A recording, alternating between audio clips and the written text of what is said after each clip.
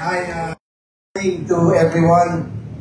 Yung dialysis is isa sa pinaka-major problems ng mga kababayan natin sa Tondo. Kaya I really salute Mayor Isko Moreno, as always, solving the problems of the people of Tondo and the city of Manila. Boss, Mayor Isko, I salute you. And again, another problem has been solved. To Vice Mayor Chi, who's always by the side of our mayor, to the doctors and the organizers and the Prime Dialysis Center. Good luck po, and we are here to support you helping the people of Tondo. Again, thank you very much. Good morning and congratulations to everyone. Maraming salamat po, Congressman Ernix Jonicio. Our next speaker is a dedicated public servant who continues to support programs and initiatives aimed at improving the lives and welfare of the people of Manila. Ladies and gentlemen, awarded as the third most outstanding Vice Mayor in the Philippines, our Vice Mayor Honorable Angela Lei Chi Atienza. Magandang umaga po sa inyo lahat. Pero yung sinabing award, it won't be possible without the help and the support and the guidance of our dear beloved Mayor Isko Moreno Dumagoso. Kaya, more than anything, palakpakan po natin ang ating magaling alcalde na si Isko Moreno Dumagoso. You know, I'm actually here to present a person. Alam ko naman, kilala niyo na. But if there's anything I'd like to share today with all of you, is yung mga narinig ko sa likuran niya. Dahil nga naman, ever since nag-upisa kami sa kampanya, nandun ako sa kanyang likuran. And sinabi niya nung kampanya pa lang, importante para sa kanyang buhay. And I think, no, na isang taon na kami nandito at makita natin ang mga prioridad niya at yan ay taas ang antas ng pamumuhay ng mga Manileño. And with that, inaayos niya marami sa mga dialysis centers na meron tayo dito sa Manila. Dahil alam naman natin na nakadepende ang marami sa mga dialysis patients na madialysis sila 2 to 3 times a week. Na pag yun ay hindi magawa, alam natin, hindi nila kakayanin ang pagsubok niyan. At dahil dyan, gusto ko, let's give our great mayor the warmest applause that we can give them dahil regalo ko sa atin ang ating mahal na Panginoon. Maraming salamat sa inyo lahat. Ito na po ang ating magaling na alcalde na si Isko Moreno Dumagoso. Upo po kayo. Maraming salamat, Vice Mayor Chi, Congressman Ernix. Kanina, nagkukwento si Dr. GJ. Siya raw ay taga-Tondo, taga-Pardo. Hindi ko alam kung sa Sante o sa Wanluna area. No? Mahaba kasi yun. But yung area mo na yun, there is a school there, what you call Corazon de Jesus. Ang floor nun, kahoy. At kasinidad ni Andres.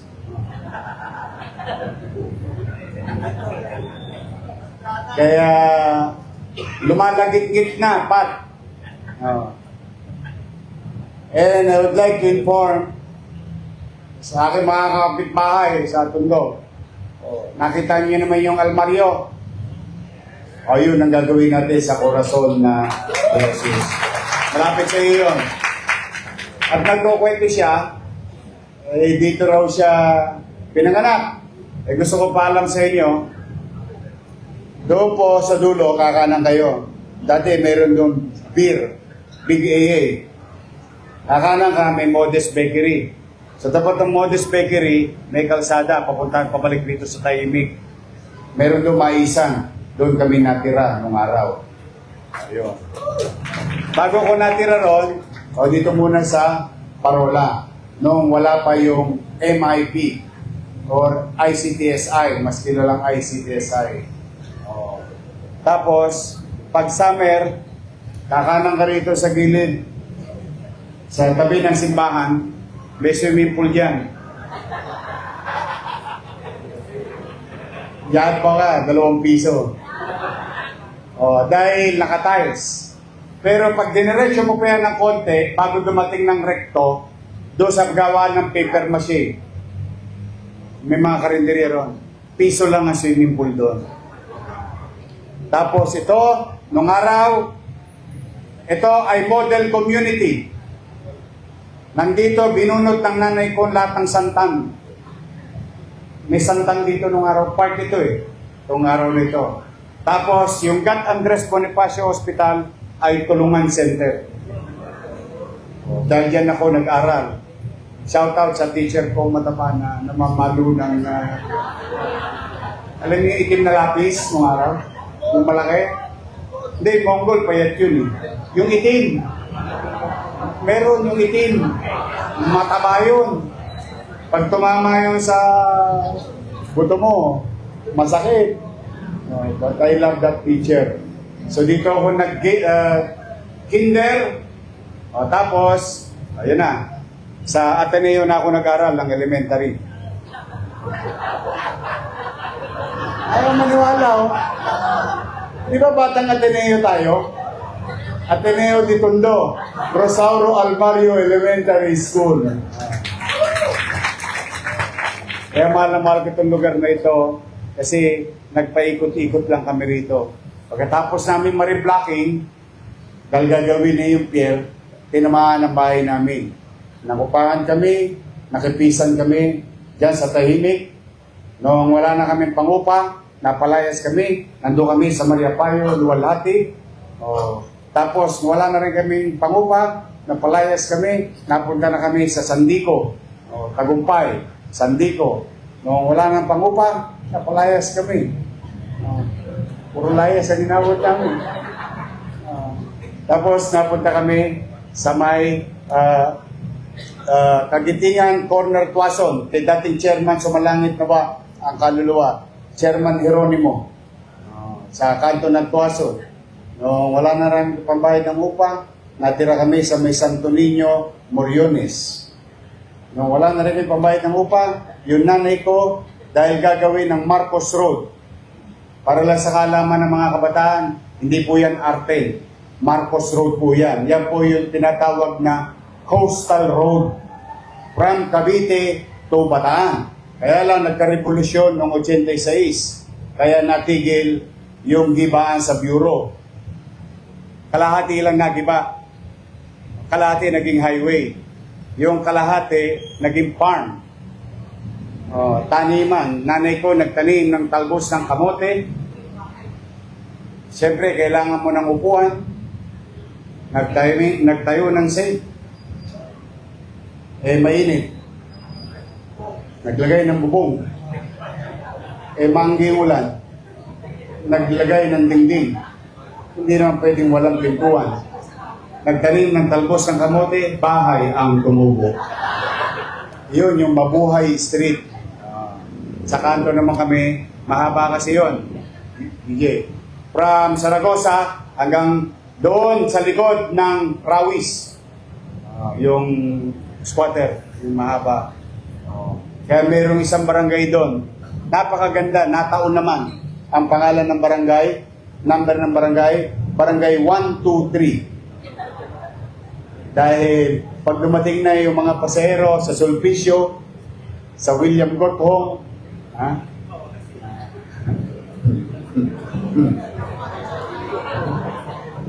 para silang kumikinang-kinang sa mga mata ng mga taloges sa 123 nung araw.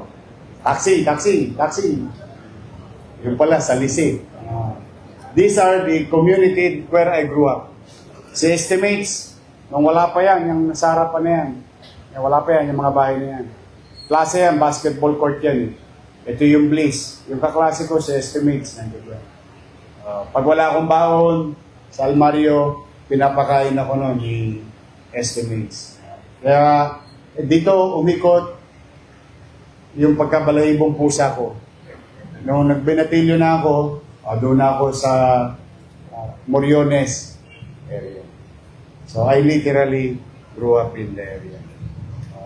Marami nang nawala. Wala na rin yung si Bigay Si Modest na lang yata natitira rito. Sa lumang panahon.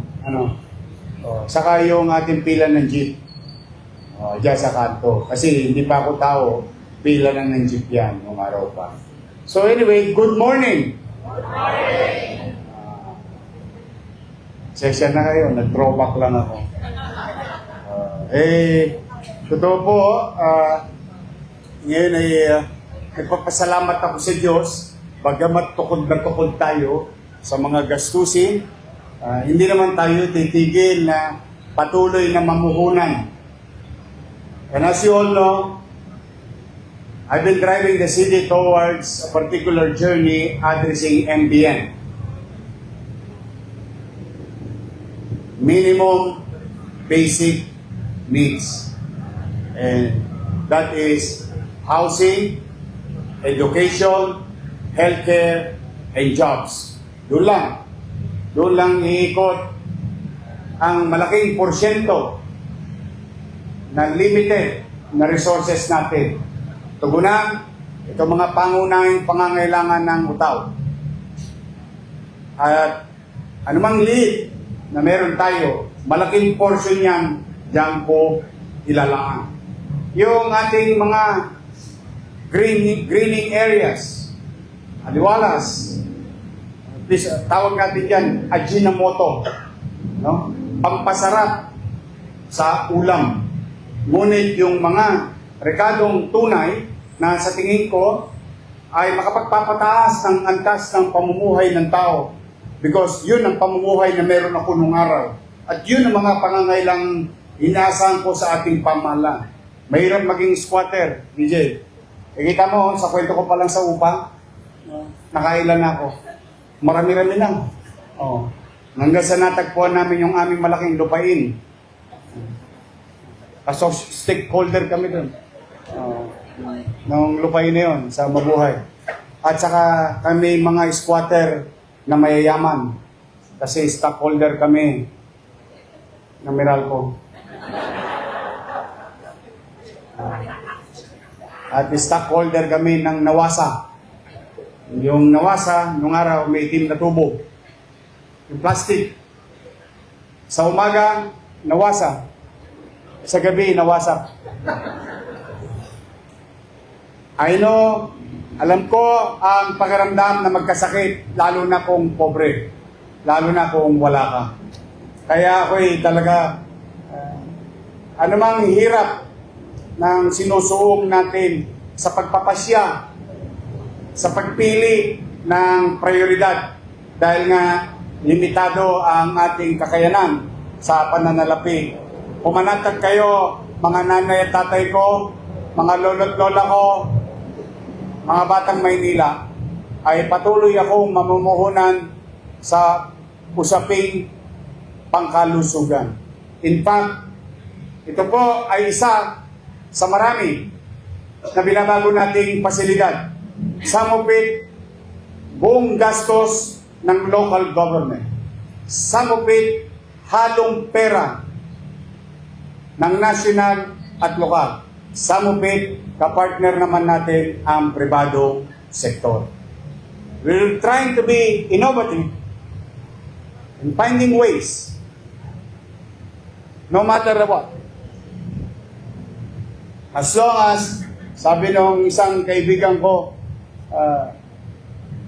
kapitbahay natin dito, si Enrique Razon, he would always say, results matter. Mahirap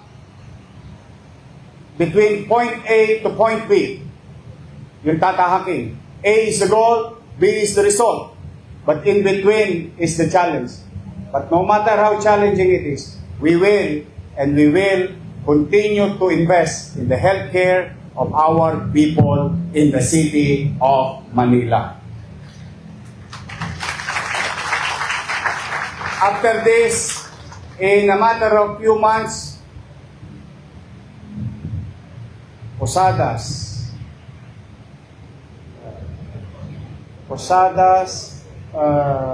dito, sa Parola. Tapos, yung pinakamalaki, I think ito magiging pinakamalaking health center sa buong Pilipinas. 1,000 plus square meter in Tondo portion. Baka gusto ng Prime, magdagdag din doon.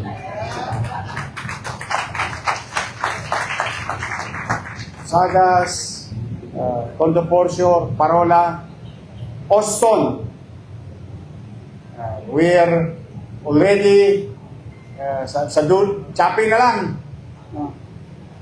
Pera lang ang ulang. Nabili natin yung lupa. Bumili tayo ng lupa 5 times bigger from the existing space from Austin. So we're gonna create more and build a 7-story, 8-story brand new hospital ng Tondo.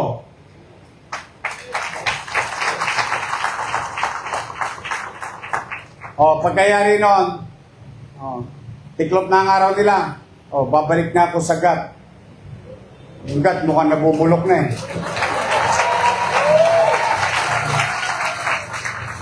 Parang gusto niyo rin maging Osman, no? Malay nyo, good things come to those who wait. Tama ba? Kahit boka-boka lang yung pinalilipad ko, walang problema.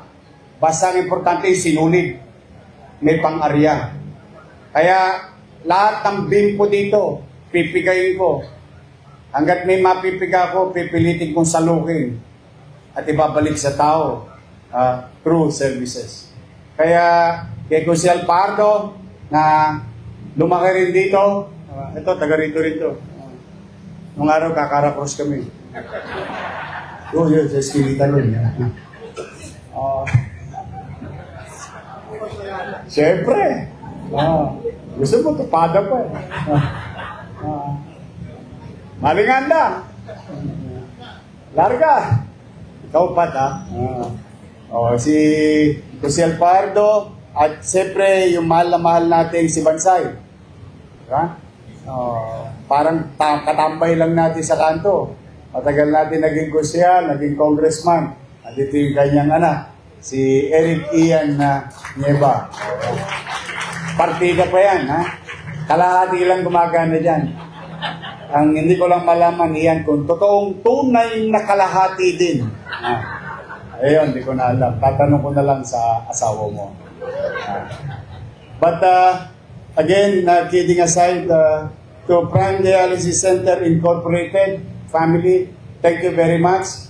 And hoping and looking forward for more engagement in the city of Manila. Our people, nung Vice Mayor pa lang ako, I think marami naman ditong nakakalam.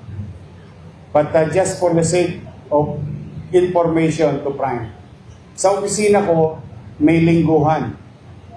About 200 plus of them. And the sad part of it, some of them receives a plaque of appreciation from time to time. Marmol. Nakasaad ang kanilang birthday.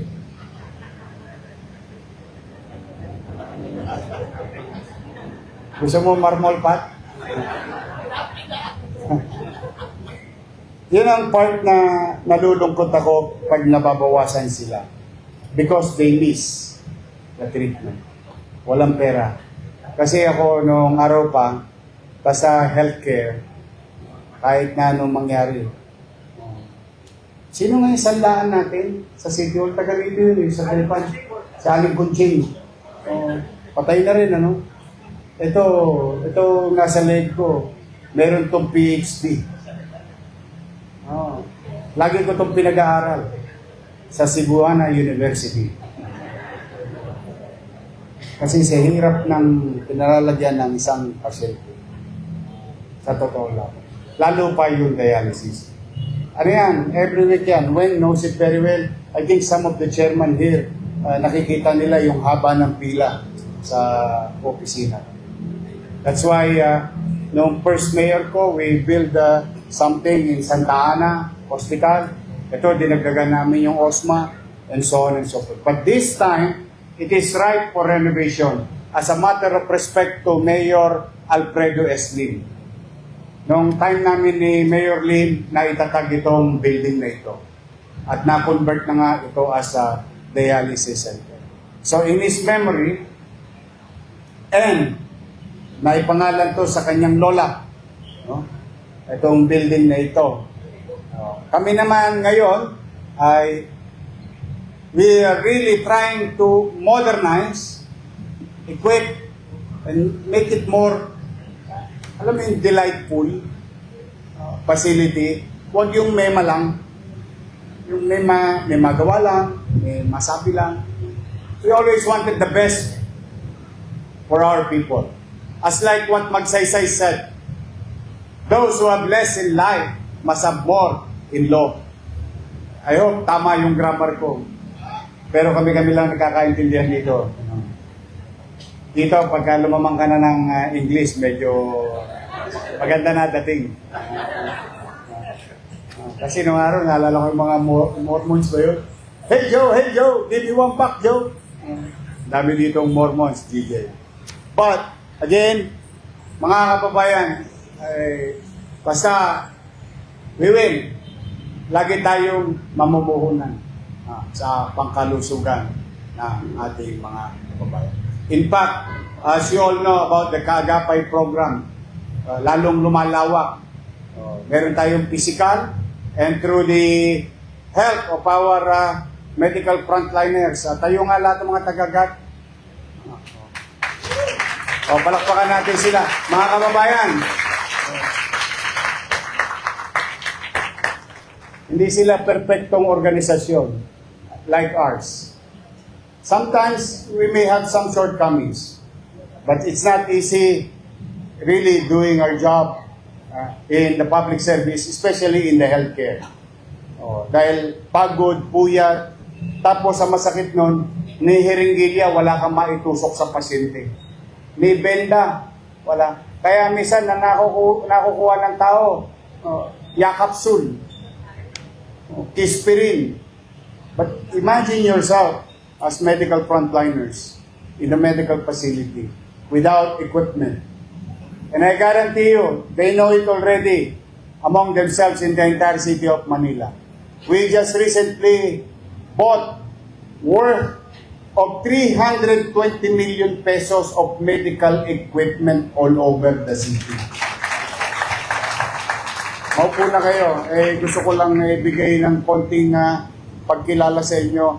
Alam nyo, kaliwat kanan na natatanggap nyo reklamo. Talagang ganun We are not a perfect organization. But it doesn't mean they are always correct. It's just that they don't understand. And the best way we can do, as public servant, katulad ng laging hinihingi ko sa iba. Alam niyo, minsan, kami mga pobreng may sakit, kahit na anong sakit na nararamdaman namin, ngumiti lang kayo, magaling na kami. Sa totoo lang, tanongin yung mga matatanda, kapag maliwalas ang pakitungo sa'yo, hindi ka pa ginagamot, gumagaan na ang pakiramdam. Kaya matatawa kayo pamisan-misan, pagka inihiling ko kayo ngumiti, sapagkat I'm telling you, based on my experience, kapag ka malambing yung nurse, very may malambing na maganda pa. Paano naman di ka titigas? Titigas ang loob mo.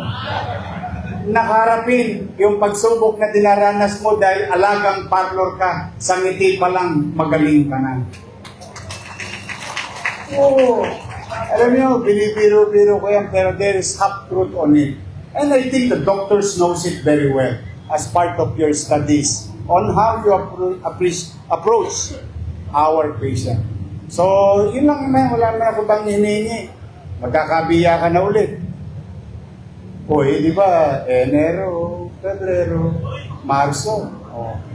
Kung yung mga senior ko naglulubi-lubi, yung aking mga medical frontliners, lubi-lubi din yan. Medyo malaki-laki na rin yung ipong ko, alay ninyo. Sabi ko nga, good things come to those who wait. Kaya sa inyo, sagad, sayang naman, sayang. Pakitunguhan natin yung ating mga kababayang may sakit. Ang isang taong may sakit, walang katwirang maiintindihan. Ayan, inaano ko na sa inyo, Kasi may sakit Ang nararamdaman niya, there is a threat in my life.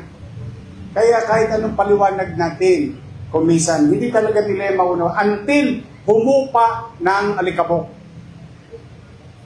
Saka lang nila maiisip, tama si doktor, tama si nurse. Pero at the time, at the incident, while engaging our patients into pain, wala talaga. Kaya tayo naman, na tumutugon, mano ba namang pakitunguhan na lang natin ng maayos. Sa capsule pa lang, gagaling na yan. Sa himas at tapik pa lang. There is this such feeling. I don't know, I cannot explain it. I don't know if there is science on it. But there is feeling, ang pakiramdam ng tao, mahal ako ng nurse ko, mahal ako ng doktor ko. Kaya muli, pumanatag naman kayo yung mga pasilidad ninyo na nangadugyot ay unti-unti ko namang minomodernize. At yung mga sinara ng mga health center, kita nyo naman, pinagbubuksan ko. At magaganda pa. Yung nakita nyo yung Gat Andres, yung Paseco Hospital? Nakapasyal na ba kayo? Nako, pasyalan ninyo. Hindi nyo iisipin na may ganong uri ng pampublikong hospital sa gitna ng squatter area. Why? Because I want them to have the best. Di baling squatter tayo, hindi kailangan tayo maging dugyot. Di baling squatter tayo, hindi natin kailangan para lang tayong tinalikdan na ng pamalang. No. When we put facilities there, tingnan nyo yung squatter do sa Balderrama. Do sa pagbaba ng Delpan. Tulay, Balderrama. Yung sa mga Madre, naalala yung may chicha doon, pipila ka, di ba? Pirin nyo, isang bloke, nawala, squatter. Ngayon, tumatayo na naman. Binondominium 2. Another set of squatters. So, ang point ko is that we will continue. Yung pera ng taong bayan na tangan-tangan natin, ibabalik natin lagi sa tao through services. Kaya, I will do my best. Even accessing national government, private sectors, for that matter, for you to have a better facility and to equip our medical facilities in the primary and to our institution. We are the only city in the country, and I want you to be proud of it, mga Batang Maynila, who has its own 7 public hospital. Tayo lang.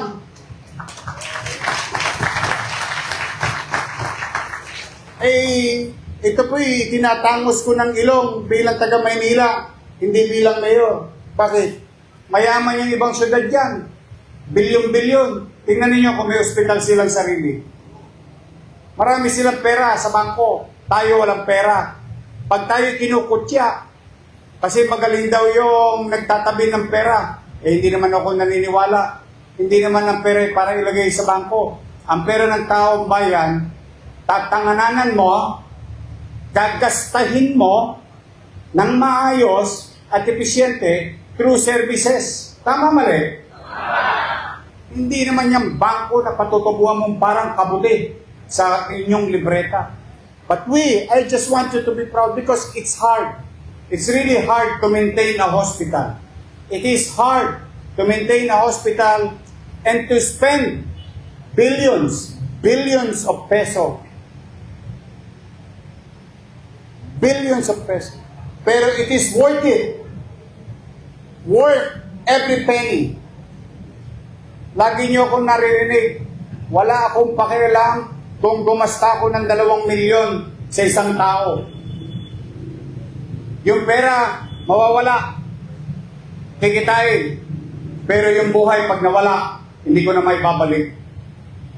But when you give a chance to extend a life, extend days, or even survive, and the only reason in between for him or her to have a healthy life is to have proper medical procedure, then so be it.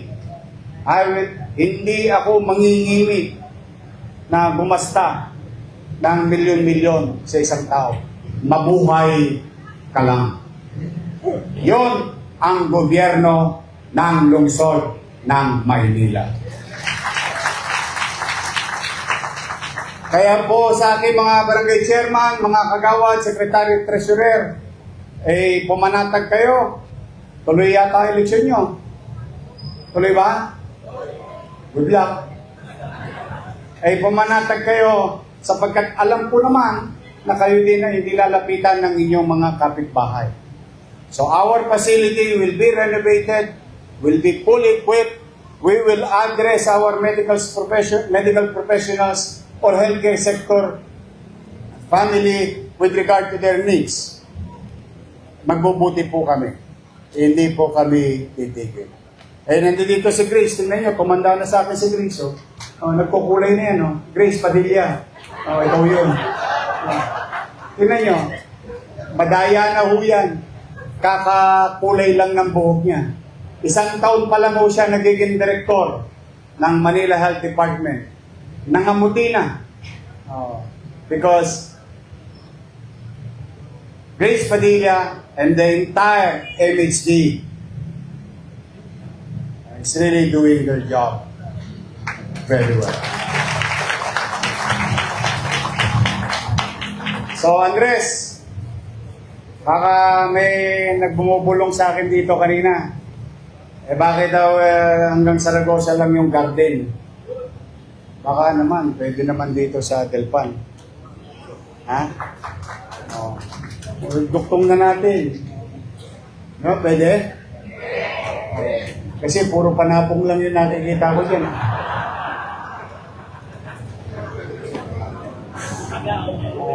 Ha?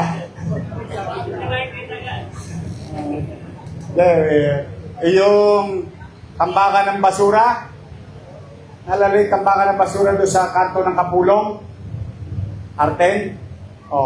You'll see it in a matter of few weeks. Magugulat kayo. Kaya sabi ko doon sa mga, sa totoo lamang, kaya ako to nasasabi lagi kasi naranasan ko, sabi ko lagi, nung nandoon ako, winalong ko na lahat ng tambak dito. May bagong mayor na ulit. Kung nung araw hindi kayo pinagmamalasakitan, natambakan lang kayo ng basura. Saan ka nakakita? Squatter ka na sa labas ng bahay mo. Tambakan pa ng basura. Di ba? Sabi ko, kako, baka po pwede. Basta garantiya, darating ang truck ng basura. Ilabas ninyo yung basura sa takdang oras. Tapos ito, gagawin natin garden. Kapag naging garden, huwag nyo titirahin yung mga tanso, ha? Kako, sabi ko, pag malasakitan nyo na, kasi inaayos na nga ng pamahalaan. And you'll see it later on in a matter of few days. Patapos na kami ni Andres doon. It's really different. And that's why, Andres, you are now hereby directed to come up with the same thing that you did in Zaragoza to make it in Delpan. Yung garden natin sa Magritte. So, mga kababayan ko, mga taga-Tondo, Nay, mga taas nga kami mga senior citizen. Nay, Tay, I love you. Ay, maglulubi-lubi na naman tayo. Yan, tabayanan nyo. Tapos, huwag kayong mag-alala. Nag-i-impok na ako ng pera para doon sa insure. Medyo madugo yun eh. Pero, hopefully, basta lahat ng pagkalinga, pagmamahal, ay pinipilit namin iparamdam sa inyo. Bago man lamang mahuli ang lahat, bago man lang magpantay ang paa ninyo, gusto ko maiparamdam sa inyo that there was one time in your life na may gobyerno ng lungsod ng Maynila na mahal ang mga senior citizen dito sa ating lungsod. Doon man lamang maiparamdam namin sa inyo. Hindi namin kayo mapapayaman. Maaaring pangarap namin maging maginhawa ang buhay nyo. Pero tiyak naman kami sa serbisyo at pagmamahal at pagkalinga at pagbibigay importansya sa aming mga nakatatanda. Yan. Alam ng lahat ng mga departamento yan. Priority ko kayo. Kaya sa mga bata, huwag kayo masyadong nagseselos. Una-una lang yan. Mauna na sila. Darating din kayo dyan. So muli, mga nanay tatay ko, I love you. Mag-iingat kayo. At maraming salamat sa pagkakataong ibinigay niyo sa akin. Ako po si Scott. Kasi mas kilala ko ng mga taga rito, yung mga kababata kong si Scott. Tambay sa Saragosa at Delpan. Batang Parola. Maria Payo. Sandico, Tuason, Kagitingan, Santo Niño, at mabuhay. Ay taos-pusong nagpapasalamat sa inyong lahat, mga taga-Tondo. Binigyan ninyo akong pagkakataong mapaglingkuran ko kayo since 1998.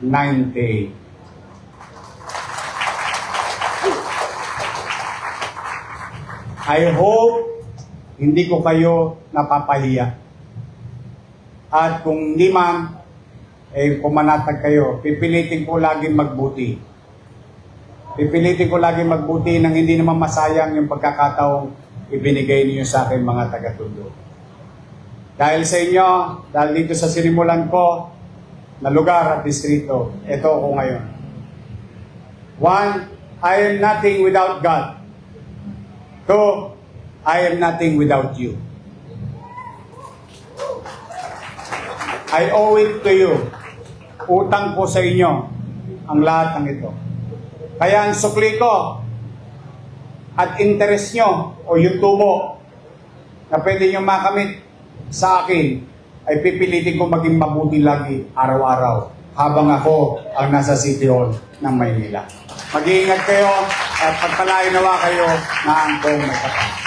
Manila! God first. Thank you.